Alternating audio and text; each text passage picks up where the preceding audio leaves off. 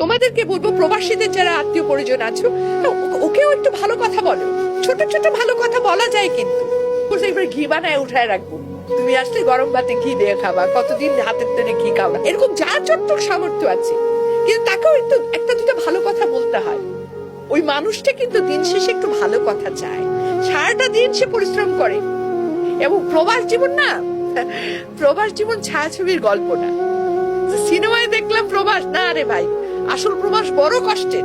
Specially এই আমাদের যে বেলটায় যে গালফ কান্ট্রি গুলো আছে, সৌদি আরব, তারপরে বলে কি বলে কাতার, কুয়েত, এই বাপরে বাপ। আমি কিছুদিন আগে মিশরে গেছিলাম, মানে মনে হচ্ছে কি শরীরের আমার কি বলে মগজ গলে গলে পড়ছে, দুবাই, বাপরে বাপ, মানে ওখানে যে কি কষ্ট, এটা না আসলে বাংলাদেশের মানুষকে আমি বুঝাইতে পারবো না, কল্পনা করতে পারবো না। নিজে না গেলে বোঝা যায় না।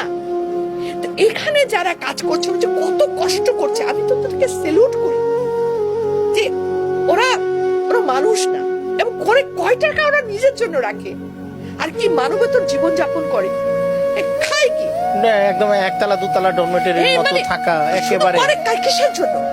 একটা প্রবাসী যারা এরকম গালফ কান্ট্রি গুলোতে আছে, তারা যেরকম জীবন যাপন করে, যেটুকু খাওয়া দাওয়া করে, যেহেতু কষ্টে থাকে, এই কষ্টটা কেন করে?